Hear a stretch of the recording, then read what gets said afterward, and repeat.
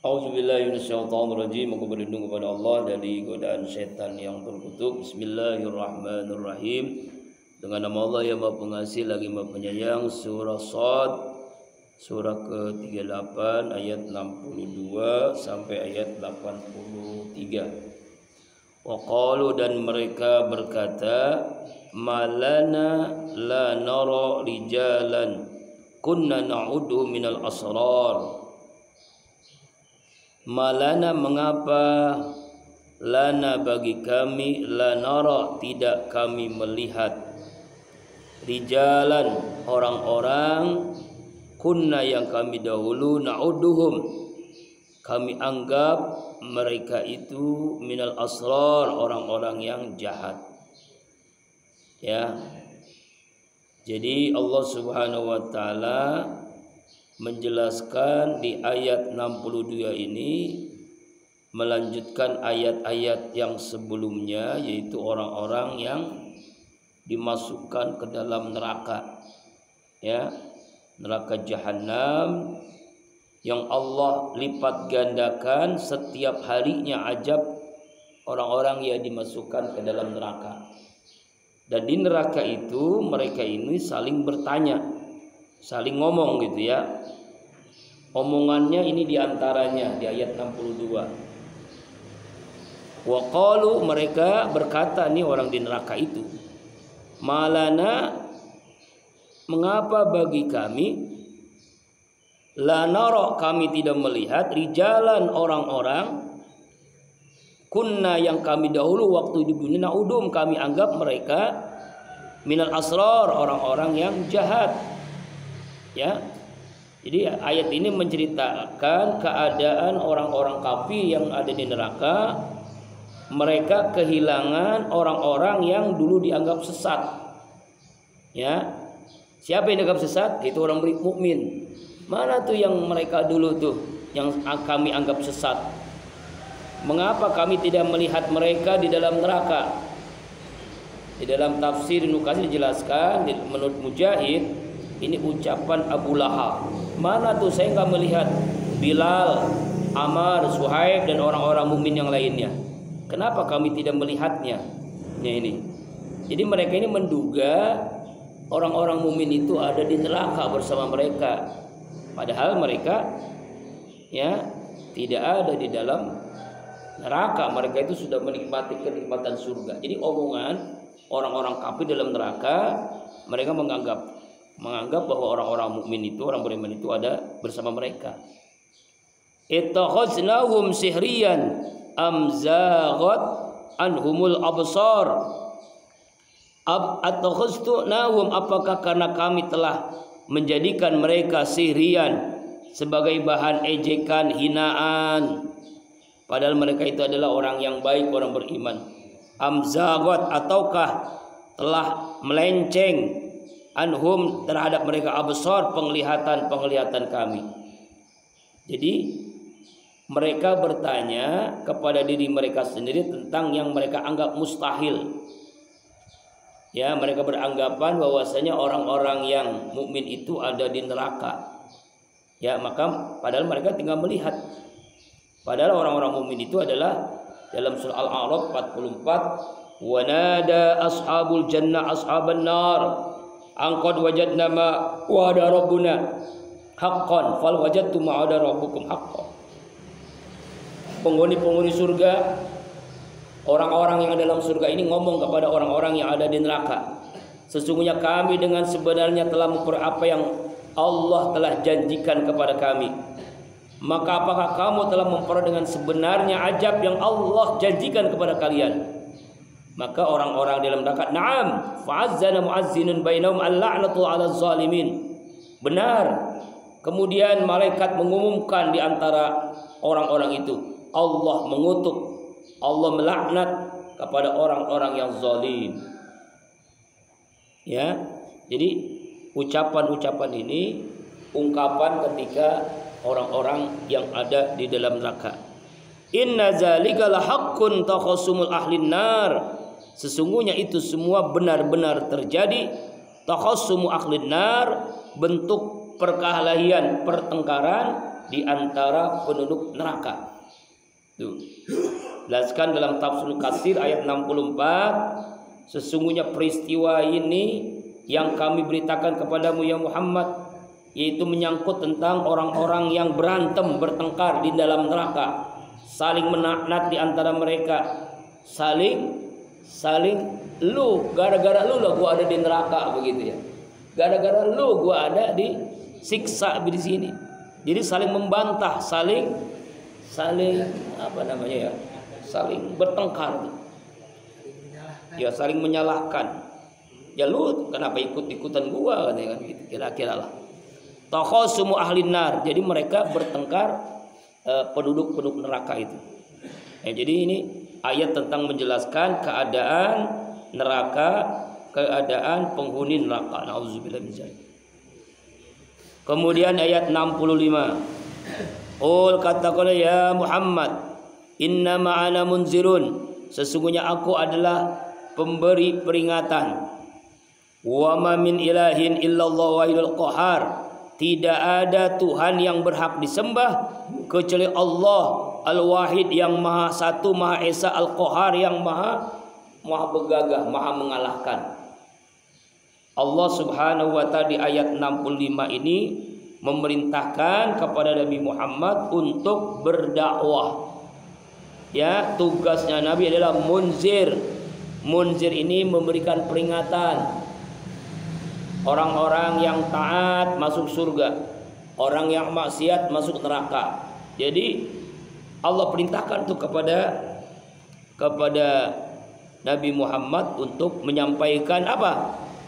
La ilaha illallah, tidak ada Tuhan yang berhak disembah kecuali Allah Al-Wahid yang Esa, ya, Qul huwallahu ahad yang Esa, tidak berbilang, tidak bersekutu dengan apapun, ya, ahad Esa, Al-Qahar yang maha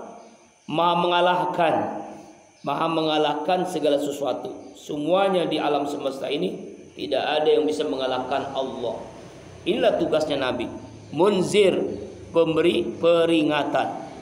Rabbus samawati wal ardi, dialah Allah Tuhan yang pemilik 7 lapis langit, wal ardi dan bumi, wa ma bainahuma, dan di antara langit dan bumi semuanya isinya itu Allah lah penguasanya. Al-Aziz yang maha gagah, maha perkasa, Al-Ghaffar lagi maha pengampun. Ya, maha besar, maha gagah lagi maha pengampun. Jadi Allah menjelaskan tentang dirinya sendiri. Allah itu maha esa, Allah itu maha mengalahkan, Allah itu pemilik, penguasa langit dan bumi, dan di antara keduanya langit dan bumi, Al-Azizul Ghaffar, maha gagah lagi maha pengampun. Qaul, katakanlah ya Muhammad, wa nabaun azim, Al-Quran itu adalah berita yang sangat besar. Nabaun azim. Ya.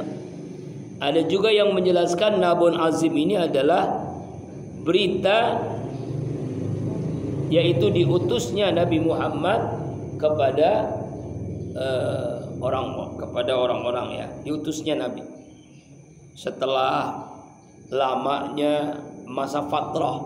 Masa fatrah itu, Pak, masa tidak adanya Nabi. Nabi Isa wafat itu ratusan tahun tuh. Barulah Allah utus Nabi kita Muhammad sallallahu alaihi wasallam. Jadi utusnya Nabi ini adalah nabaun azim, berita yang sangat besar. Antum anhu mu'ridun, tetapi kalian semua kepada Nabi Muhammad mu'ridun, kalian orang-orang yang berpaling. Kepada Al-Quran kalian orang-orang yang melengos, mu'ridun, berpaling, tidak mau taat, tidak mau membacanya, memahaminya, apalagi mengamalkannya.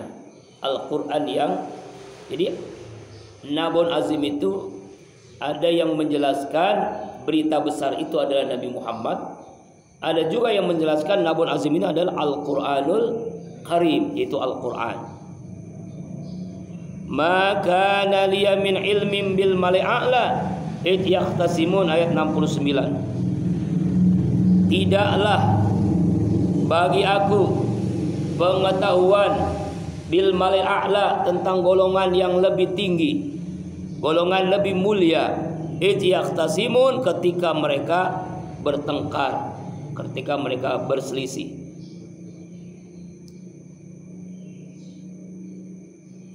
Jadi Ma'laul a'la ini adalah ketika Nabi Adam Allah ciptakan, ya kan Pak? Nabi Adam Allah ciptakan tuh. Lalu Allah Subhanahu wa taala memerintahkan untuk sujud nanti di ayat setelahnya nih. Tapi iblis nggak mau sujud. Semua makhluk Allah, malaikat tuh sujud kepada Nabi Adam, kecuali iblis. Ayat ini diceritakan dalam hadis yang sangat panjang, seterjemahnya saja, yaitu ya ketika dari Mu'az radhiyallahu anhu, ia mengatakan bahwa Rasulullah SAW menahan dirinya tidak menemui kami di suatu pagi sholat subuh, hingga kami melihat matahari terbit waktu syuruk. Tiba-tiba Rasulullah keluar dengan cepat, lalu diiqamahkan sholat subuhnya. Beliau mengerjakan sholat subuh nggak biasanya, sangat cepat, sangat ringan. Beliau salam, lalu beliau bersabda, tetaplah di tempat. Lalu wajah Rasulullah menghadap kami, lalu bersabda, sesungguhnya tadi malam aku bangun, lalu sholat sebagaimana yang aku lakukan. Aku sangat ngantuk dalam sholat itu hingga aku sadar, tiba-tiba aku melihat Allah dengan penampilan yang sangat baik. Lalu dia berfirman, wahai Muhammad, tahu kamu mengapa Malaul a'la berbantahan? Aku menjawab, iya Tuhanku, aku tidak tahu. Sebanyak 3 kali lalu kulihat dia meletakkan tangannya di antara 2 tulang belikatku, sehingga aku dapat merasakan kesejukan jari jemarinya menembus dadaku. Maka dia menampakkan bahwa segala sesuatu sehingga aku mengetahuinya. Lalu dia bertanya, wahai Muhammad, apakah yang dibersihkan Malaul a'la? Aku menjawab, tentang perbuatan yang menghapuskan dosa. Allah Subhanahu wa taala bertanya, apakah yang dimaksud dengan hal yang menghapuskan dosa? Aku menjawab, melangkahkan kaki menuju sholat berjamaah, duduk di dalam masjid sesudah sholat, mengerjakan wudu dengan seperti saat yang sangat sulit, saat sangat dingin. Allah Subhanahu wa taala bertanya, apakah yang dimaksud dengan amal yang meninggikan derajat itu? Memberikan makan fakir miskin, berkata-kata dengan lemah lembut, mengerjakan sholat di saat manusia lelap dalam tidurnya, sholat tahajud maksudnya. Allah Subhanahu wa taala berfirman, mintalah, aku memohon ya Allah, sungguh aku memohon kepada Engkau agar bisa mengerjakan perbuatan yang baik, meninggalkan perbuatan yang munkar, cinta kepada fakir miskin, dan aku mohon kepada Allah, ampunilah bagiku, berilah aku rahmat, dan apabila Engkau menimpakan suatu cobaan terhadap suatu kaum, maka matikan aku dalam keadaan tidak terkena cobaan. Dan aku mohon kepada Engkau kecintaan kepadamu, kecintaan kepada orang-orang yang mencintaimu, dan kecintaan kepada amal yang mendekatkan diriku kepada kecintaanmu. Lalu Rasulullah SAW bersabda, sungguh ini adalah hak, maka hafalkanlah dan amalkannya. Itulah kata Rasulullah kepada sahabat selesai sholat subuh di masjid waktu itu. Ya. Dan ini bantah-bantahan tentang ayat ini bukan hanya dalam kisah ini saja, dalam kisah yang lain pun ya Allah menjelaskan tentang orang saling berbantah-bantahan. Kemudian ayat yang berikutnya ayat 70. Iyuha ilayya illa annama ana nazirum mubin. Tidak ada yuha, diwahyukan, ilayya kepadaku, illa kecuali annama ana nazirum mubin, sesungguhnya aku hanyalah nazirum mubin, pemberi peringatan. Ya. Jadi Allah Subhanahu wa taala menceritakan tentang ya ciptaannya, bahwa tidak ada diwahyukan kepadaku kecuali aku ini adalah nazirum mubin, pemberi peringatan. Jadi tugas Rasulullah itu adalah menyampaikan. Tugas Nabi itu adalah tugasnya menyampaikan. Ketika kaumnya tidak mau, itu sudah lepas kewajiban. Sama seperti kita dalam dakwah, tugas kita mengajak. Orang nggak mau, itu sudah ya gugur kewajiban kita. Kita ngajak sholat berjamaah di masjid, orang tidak mau, ya udah gugur kewajiban. Kita melarang untuk main judi online misalnya. Orang masih main judi online, ya udah biarkan aja. Dia nanti akan menanggung akibatnya. Yang penting tugas kita adalah amar ma'ruf nahi munkar, menyampaikan sebagaimana tugas para nabi dan para rasul. Nazirun mubin. Iz qala rabbuka lil malaikati, ketika Allah berfirman, Tuhanmu berfirman, lil malaikah, kepada seluruh malaikat, inni khaliqun, sesungguhnya aku Allah pencipta basyaron, manusia, mintin, dari tanah. Ya, Allah menceritakan di ayat ini bagaimana Allah menciptakan manusia, yaitu Nabi Adam alaihissalam dari tanah. Jadi Allah subhanahu wa ta'ala menceritakan tentang proses kejadian manusia, yaitu dari tanah. Jadi kalau ada orang sering ribut, mungkin tanahnya tanah sengketa. Ya. Fa jazawaitu wa nafa'tu fihi min ruhi faqalahu sajidin. Fa jazawaitu, maka ketika telah kusempurnaan, aku Allah telah menyempurnakan ciptaannya, yaitu Nabi Adam alaihissalam. Wa nafa'tu fihi min ruhi, dan aku telah tiupkan pada Nabi Adam ruhku sebagian, ya, sekecil ruhku. Faqa'u lahu sajidin, maka tunduklah kalian kepadanya dengan bersujud. Artinya adalah Allah memerintahkan seluruh makhluk di langit untuk sujud kepada Nabi Adam alaihissalam. Ini Nabi Adam itu, Pak, ya, Allah ciptakan dari tanah, itu jasadnya. Makanya semua orang itu kembali kepada tanah, ya kan? Orang meninggal, orang muslim kan ditaruh di tanah. Beda dengan orang-orang kafir. Ada yang dibakar, ada yang ditaruh di peti. Nah, itu. Padahal kita ini prosesnya dari tanah, maka kita akan kembali ke tanah, ya. Nah, itu makanya kasihan kalau orang tuh mayat dibakar, seperti orang Hindu atau Buddha tuh, ya. Itu dibakar mayatnya, Pak. Nauzubillahi min dzalik. Ya. Kalau orang kafir, orang Kristen di dalam peti, lalu pakaiannya lengkap seperti orang nikah. Laki-laki pakai jas, perempuan pakai pakaian pengantin. Allah. Kalau orang Cina, kuburannya gede-gede. Semua yang dia cintai, misalnya hartanya, ya, itu disatukan di kuburnya tuh. Misalnya dia punya jam tangan, punya TV, punya apa begitu, ditaruh tuh di kuburan. Makanya kuburan Cina itu gede-gede banget kan. Orangnya satu, kuburannya kayak apa begitu. Auzubillahi min dzalik. Padahal yang jelas adalah Allah ciptakan Nabi Adam dari tanah. Makanya orang meninggal kembali kepada tanah. Dan aku tiupkan ruhku, sebagian dari ruhku. Jadi Allah tiupkan sebagian ruh Allah kepada Nabi Adam alaihissalam. Makanya kenapa ketika ada orang meninggal kita membaca apa? Inna lillahi wa inna ilaihi rajiun. Sejujurnya kita ini dari Allah, kembali kepada Allah. Ruh Allah tuh, ruhnya berpisah dengan jasad, kembali kepada Allah, ya kan ya. Sedangkan jasad ini jadi apa? Jadi makanan cacing. Makin gemuk makin gembira cacing. Makanya jangan gemuk-gemuk, juga jangan terlalu kurus, kasihan cacing makan apa nanti, tinggal tulang doang, ya. Coba ya. Jadi ayat ini menjelaskan bahwa Allah subhanahu wa ta'ala menciptakan Nabi Adam dari tanah, kemudian memerintahkan, ya, kepada semua makhluk Allah di langit untuk sujud, sajidin. Lalu apa yang terjadi? Ayat 73, fasajal malaikatu kulluhum ajmaun, maka karena Allah memberikan sujud, seluruh malaikat sujud. Seluruh malaikat kulluhum, semuanya, ajmaun, sujud semuanya. Dalam pengertian sujud bukan menyembah, Pak, ya. Jadi jangan salah paham. Sujudnya malaikat kepada manusia, kepada Nabi Adam, bukan sujud menyembah seperti kita sholat dalam sujud, bukan. Tapi sujud penghormatan.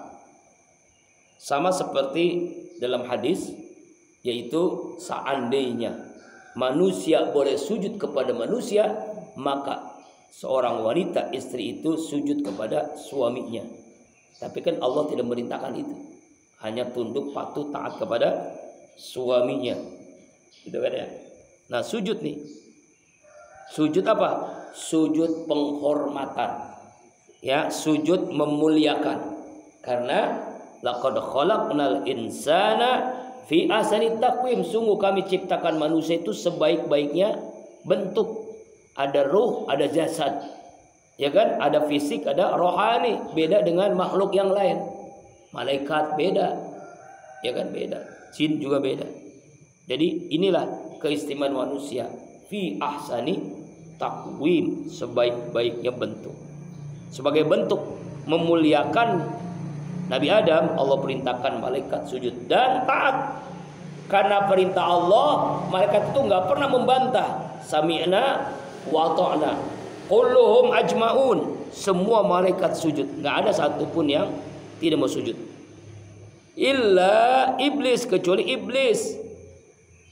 Istakbara, iblis ini sombong, ya, takabbur, wa kana minal kafirin, dan dia adalah termasuk orang-orang kafir. Itu iblis. Apa yang menyebabkan iblis ini, Pak, tidak mau sujud kepada Nabi Adam alaihissalam? Padahal perintah Allah. Allah merintahkan, malaikat nggak ada yang membantah. Karena makhluk yang taat kepada Allah, beda dengan iblis. Padahal, Pak, iblis itu sudah menikmati surga bersama-sama malaikat. Iblis, jin, dia ada dalam surga. Tapi gara-gara membantah perintah Allah, ada di dalam neraka selama-lamanya. Qala, ya iblis, ma manaka antas juda lima khalaqtu bidayya. Ayat 75.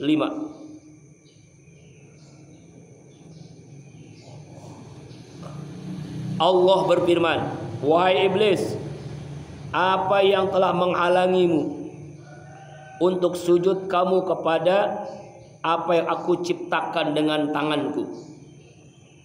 Ya, Allah menciptakan manusia Adam dengan tangannya Allah. Kenapa engkau perintahkan aku sujud, tidak mau sujud? Padahal ini adalah ciptaan Allah. Ya, Allah menciptakan manusia dari tanganku. Kenapa engkau mau sujud? Kenapa engkau enggak mau sujud? Allah Akbar. Ya kan? Apa jawaban iblis?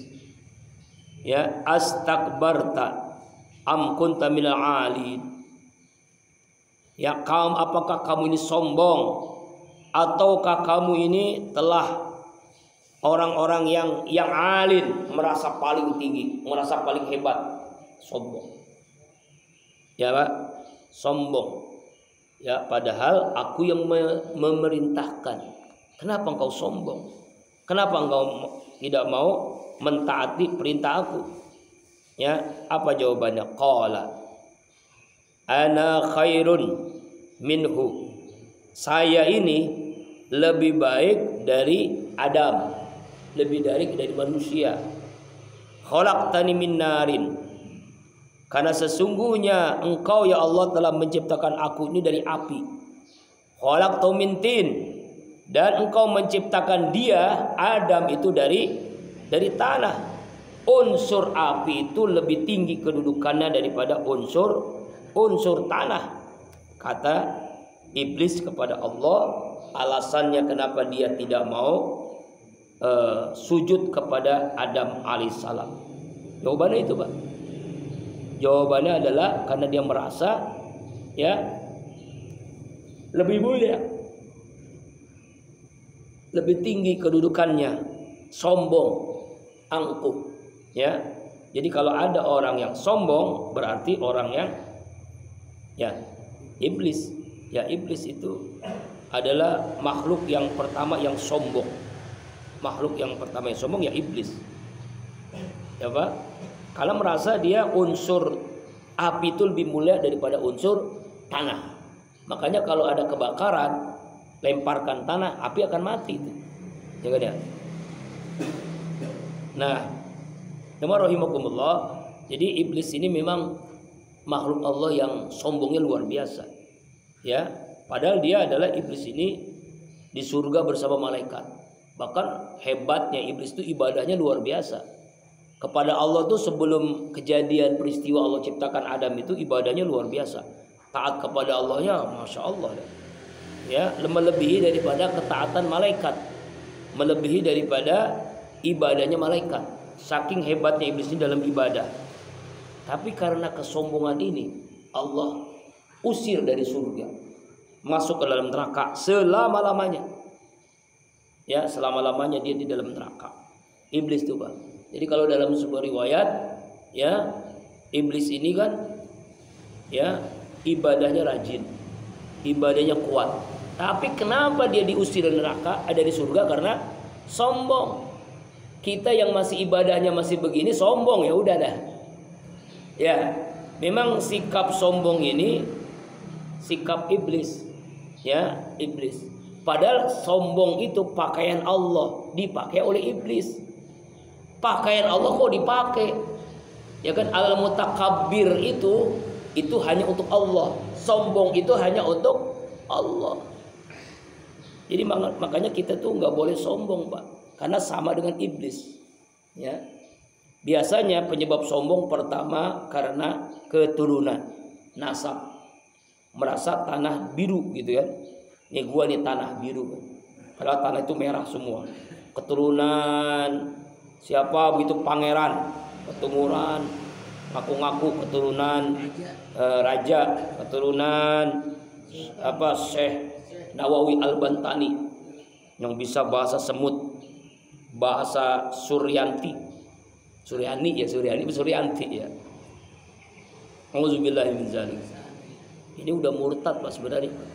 Kenapa saya sebut murtad? Karena dia sudah mengatakan, jadi kata semua agama itu masuk surga. Karena ada yang nanya tuh, ya, oh, bagaimana dengan orang Kristen, orang Katolik, orang Hindu? Wah, kapling-kaplingnya sama aja. Intinya dia menyembah Tuhan, dia masuk surga semuanya. Ah, ini udah nggak jelas nih. Islamnya udah nggak jelas. Ya kan? Inna dina indallahi Islam. Bahkan dia mudah mengucapkan kalimat yang Rasulullah tidak pernah mengatakan. Nabi nggak pernah mengatakan, dia katakan ini hadis Nabi. Padahal Nabi mengatakan man kazzaba alayya muta'ammidan. Ya, siapa orang mengucapkan ya kalimat ini dari Nabi, padahal bukan, fatabawa maq'adahu, maka siap-siapnya dia masuk ke dalam neraka. Siap-siap masuk ke neraka kalau orang mengatakan bukan hadis tapi hadis. Nggak boleh itu, Pak. Ya, bukan hadis tapi hadis, itu siap-siap masuk neraka. Itu. Jadi bohongnya itu luar biasa.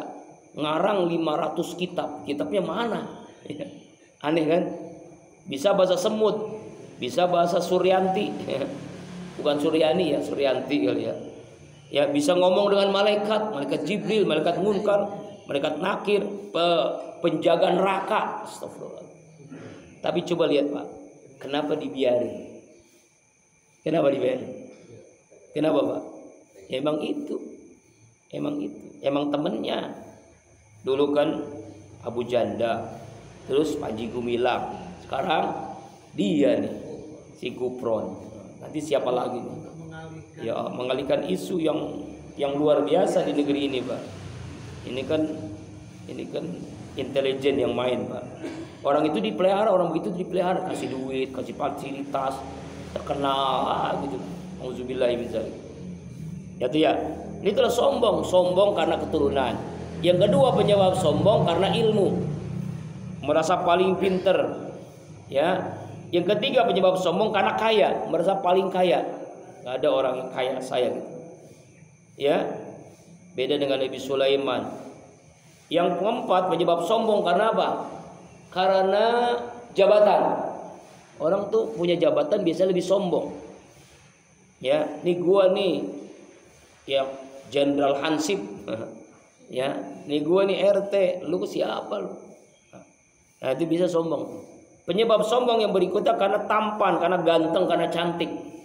Ya, penyebab sombong tuh, ah lu jelek banget, hidungnya kayak gua nih, mancung nih. Ya, kayak Pinocchio. Ah, sombong. Apalagi penyebab sombong karena terkenal. Karena bul ala zamzam fatu'rab. kencing air jam-jam, kamu akan cepat terkenal. Buat yang aneh-aneh kalau pengen cepat terkenal. Apalagi media sosial sekarang luar biasa. Jadi kalau mau pengen cepat terkenal, buat yang aneh-aneh itu. Ya itulah penyebab sombong. Padahal sombong itu adalah pakaian Allah. Orang yang sombong tidak berhak masuk ke dalam surga. Iblis sombong, diusir dari surga. Qala, kata Allah, fakhruj minha fa innaka rajim. Keluar kalian, hei iblis, dari surga, sesungguhnya engkau rajim. Makanya kan kita membaca apa? A'udzubillahi minasyaitonir rajim. Rajim itu apa? Rajim itu terkutuk, terlaknat, terrajam. Ya kan? Aku berlindung kepada Allah dari godaan setan yang terkutuk. Ya, makanya Allah usir iblis dari surga. Ukhruj, keluar. Sesungguhnya engkau makhluk yang terkutuk, makhluk yang terlaknat, rajim. Jadi rajim itu maknanya marjum. Marjum artinya terkutuk, terlaknat, itulah rajim. Ya. Makanya fa iza qara'tal Qur'an fasta'iz billahi minasyaitonir rajim. Apabila kalian membaca Al-Qur'an, mohonlah kepada Allah, berlindung kepada Allah dari godaan syaitan yang terkutuk. A'udzubillahi minasyaitonir rajim. A'udzubillahi samil alim minasyaitonir rajim. Itu banyak. Qala, mana nih?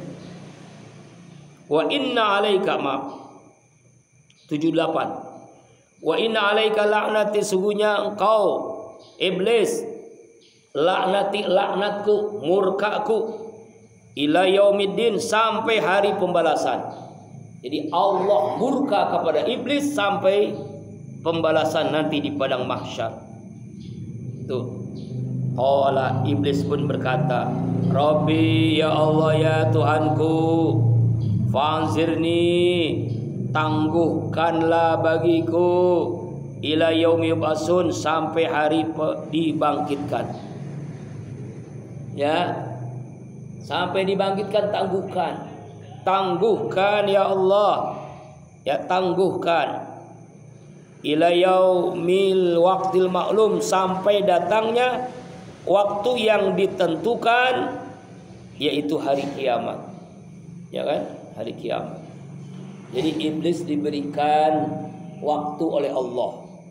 Silakan, hai iblis, ya aku melaknatmu. Kalau ingin kamu bersama ya orang-orang yang menjadi temanmu di neraka, silahkan cari sebanyak-banyaknya. Ya, cari sebanyak-banyaknya, silahkan. Jadi maksudnya Allah memberikan waktu sampai kiamat, sampai dibangkitkan, supaya iblis itu masuk neraka nggak sendirian. Bukan makhluk dia doang, tapi dia ingin punya temannya di neraka. Ya, wa may ya'su an dzikrir rahman nuqayyid lahu syaitanan fa huwa lahu qarin. Siapa orang yang lupa kepada Allah, setan menjadi teman dekatnya. Jadi kalau kita lupa kepada Allah, Pak, kita jadi teman setan. Bahkan di ayat itu Az-Zukhruf 36, yang lupa kepada Allah sekilas selintas, setan menjadi teman dekat kita. Nauzubillahi min dzalik. Qala, iblis berkata, fa bi izzatika laghiyannahum ajmain. Sungguh demi kemuliaanmu ya Allah, demi keagunganmu ya Allah, laghiyannahum ajmain, pasti aku iblis akan menyesatkan mereka semuanya. Aku sesatkan semua manusia, semua jin, agar menjadi temanku di neraka. Semuanya, Pak. Ya, jadi setan itu, iblis itu, wah ini nih orang kaya, nggak usah dah diaduin, nggak usah digodain. Ini nih ulama, nggak usah digodain. Enggak, Pak. Semakin tinggi kualitas iman kita, semakin setannya pun bukan setan ecek-ecek. Kira-kira beginilah. Kalau kita sekolah SD, MI, ya yang godain ya setingkat ilmunya SD. Kalau udah meningkat ilmu kita sudah SMP, sanawiyah, godain pun setan yang sudah. Kalau udah S3, S2, setan pun ya komandannya. Begitu, Pak. Iya. Jadi setan itu punya rapat. bersama iblis tuh. Ketuanya iblis. Ini nih, siapa yang mau menggoda nih Syekh Abdul Qadir Jailani? Ini susah digodanya nih. Yang sering kita baca tuh dalam manaqib, dalam tahlilan kan? Ya kan? Nah, akhirnya ada yang sanggup. Siapa yang sanggup? Gak ada yang sanggup. Udah langsung saya aja dah. Langsung iblis, rajanya setan, menggoda Syekh Abdul Qadir Jailani dalam riwayat itu, Pak. Lalu Syekh siapa tuh? Iblis itu ketika Syekh Abdul Qadir Jailani sedang beribadah digoda, dan dia pura-pura iblis sebagai Tuhan. Apa kata iblis kepada Syekh Abdul Qadir Jailani? Dia ngaku Tuhan karena wajahnya kayak Tuhan. Hai Syekh, sudahlah engkau gak usah ibadah. Semua dosamu aku ampuni, kata iblis tuh. Semua amalmu aku sudah terima. Udahlah gak usah ibadah lagi kamu. Sudah aku jamin kamu di surga, kata iblis. Yang yang ngaku sebagai Allah, sebagai Tuhan. Dilemparlah itu ya dengan tasbihnya, dengan doanya Syekh Abdul Qadir Jailani. Aku juga. Bayangkan Pak, kan orang tuh kadang begitu. Ya kan, lagi zikir, ketemu kata malaikat Jibril. Dapat wahyu. Aduh, ya kan? Wah, akulah. Nih saya nih semalam ya beribadah zikir di Gunung Bunder, dapat wahyu dari malaikat Jibril. Ngaku nabi akhirnya, musaddiq. Ya kan ya? Ngaku nabi. Ini sebentar lagi Gubernur ngaku nabi nih. Ya kan? Ya kan, dibantah oleh keluarganya Nawawi Al-Bantani. Ngaku sekarang beda, berubah sebagai keturunan Prabu Siliwangi. Waduh, ada aja. Nanti ngaku apa lagi nanti? Padahal dia Pak dunia pengamen Pak. Pengamen. Ya Allah, ngaku sebagai kiai. Mama itu kan kalau bahasa Jawa itu kiai lah, ajengan. Suruh baca kitab pun nggak bisa. Jangan baca kitab, Quran juga belum tentu. Buka Quran pun asal-asalan bukanya. Astagfirullah. Aduh. Auzubillahi min dzalik. Tapi anehnya banyak ngikutin gitu ya. Orang PA itu banyak yang ngikutin ya. Jadi ngikutin siapa itu? Orang-orang PA juga gitu ya. Astagfirullah. Nah itulah. Jadi iblis itu Pak godain kita itu dengan berbagai cara. Jadi nggak ada zona bebas iblis walaupun kita sudah ahli ibadah. Ya, sudah ahli zikir, ahli baca Al-Quran. Wah, pidatonya ceramah di mana-mana. Iblis itu malah justru semakin menggoda kita. Puncaknya godaan iblis kapan Pak? Ketika sakaratul maut. Nah, jangan sampai kita menyebut Allah ketika sakaratul maut. Puncaknya. Makanya ngaku-ngaku dia. Iya, ngaku sebagai wali lah, ngaku sebagai apalah, wah pokoknya ngaku-ngaku malaikat lah, begitu. Seperti siapa tuh? Barsiso. Kalau saya bekerja ini selamat. Kalau Barsiso itu Pak, itu seorang ulama yang ilmunya tinggi, bisa terbang, ya bisa terbang, ilmunya sangat tinggi dia, ibadahnya luar biasa. Setiap malam tuh dia nggak tidur karena beribadah kepada Allah. Rapat. Siapa yang berani menggoda Barsiso nanti akan diberikan penghargaan. Siapa yang hebat bisa menggoda Barsiso dapat penghargaan. Lalu siapa? Saya sanggup, kata anak buahnya iblis. Ya. Lalu ada digodalah seorang wanita. Awalnya tuh kamu kan pengen bisa jadi wanita solehah, pengen bisa dapat ilmu, pengen bisa ngaji. Tuh belajar tuh sama Barsiso tuh yang ilmunya tinggi. Akhirnya wanita tadi pun tergoda. Dia minta ngaji kepada Barsiso, seorang kiai yang ahli ibadah hebat itu. Awalnya Barsiso nggak mau. Maaf Bu, maaf, saya tidak menerima santri putri. Awalnya tuh saya tidak ngajar untuk perempuan. Digoda lagi terus iblis tuh dengan berbagai cara. Lama-lama akhirnya bolehlah, tapi ngaji di luar ya, jangan di dalam. Digoda lagi tuh iblis, menggoda lagi. Ya, Barsiso, itu kan kasihan kalau di luar kan masuk angin, ngajinya tuh nggak bisa. nggak bakal denger tuh, ilmunya nggak dapat. Di dalam aja ngajinya, digoda lah ya Pak iblis ke bersisa oleh iblis, akhirnya tergoda juga, jadi bolehlah. Ya sini aja dalam aja ngajinya, kalau di luar masuk angin, ngajinya kan nggak denger ucapan saya. Ngajilah berduaan di dalam kamar. Nah mulailah iblis, nah udah mulai jebakan iblis, karena iblis itu menggodanya Pak step by step, ya jiroan bijiroin, bertahap, gak langsung tuh. Berduaan laki-laki dengan perempuan, ketiganya siapa Pak? Iblis. Sudah ngajinya lama-lama dilihat, ini cantik juga nih, ya kan? Tapi dia nggak mau, wah berzina nih, nggak mau dia, masih tahan tuh.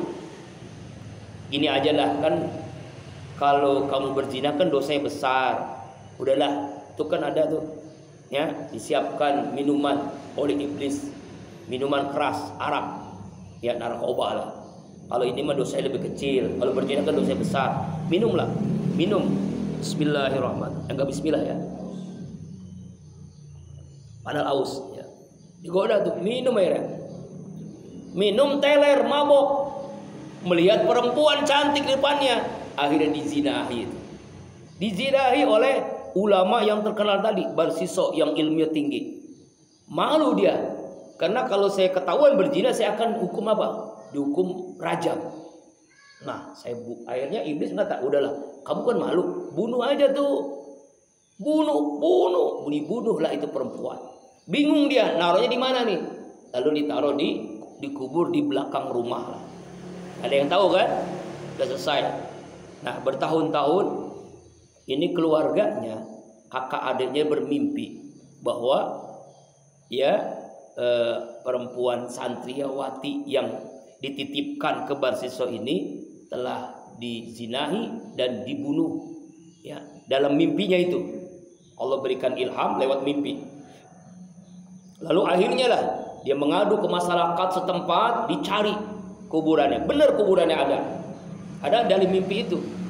Akhirnya Barsiso pun ditangkap, digebukin, dilempari batu, dirajam. Nah ketika dirajam itu iblis masih godain juga, ya kamu akan masuk surga kalau kamu menundukkan wajahmu sembah aku, kata iblis. Ya ngaku sebagai Tuhan lah. Kamu udah dikit lagi mau sakaratul maut, kamu tundukkan kepalamu, kamu akan masuk surga. Tundukkan kepala, mati dengan hukum rajam ketika itu dalam keadaan apa? Dalam keadaan menyembah iblis. Wah gembira tuh iblis, ya Allah. Ini cerita kisah dalam kitab Uspuriyah. Kitab Uspuriyah itu cita-cita tentang ulama yang akhirnya meninggal su'ul khotimah, namanya Barsiso di zaman Bani Israil. Coba hati-hati Pak. Jadi jebakan iblis itu begitu, ya kan? Jebakan iblis itu dengan berbagai cara menggoda kita agar kita jadi godaan yang paling berat itu ketika sakaratul maut. Makanya pentingnya kita selalu berzikir. Ketika kita lagi sadar, seperti banyak zikir, ya, supaya nanti ketika sakaratul maut kita menyebut yang kita cintai Allah. Man akhir kalami la ilaha illallah. Siapa orang akhir hidup yang mengucapkan kalimat la ilaha illallah pada khalal jannah, maka dia masuk surga. Jadi zona bebasnya godaan iblis itu nggak ada Pak, kecuali ketika kita sudah mati, maka kita digoda terus sampai sakaratul maut. Illa ibadaka minhumul mukhlasin, kecuali hamba-hambamu ya Allah, di antara mereka adalah orang-orang yang ikhlas. Jadi hanya satu makhluk yang tidak bisa digoda oleh iblis, siapa? Orang-orang yang ikhlas. Ya, orang pintar berilmu masih mudah digoda oleh setan dengan ilmunya. Orang kaya digoda oleh setan. Orang miskin mudah digoda oleh setan. Ahli ibadah mudah digoda oleh setan. Ya, ahli zikir juga masih mudah digoda oleh setan. Hanya satu makhluk Allah yang susah digoda oleh setan. Siapa? Hamba-hamba Allah yang ikhlas. Itulah cara agar kita tidak digoda oleh setan, adalah menjadi orang-orang yang ikhlas, orang-orang yang hanya mencari ridho Allah. Jadi kalau kita melaksanakan kebaikan apapun, kita sibuk dengan penilaian Allah.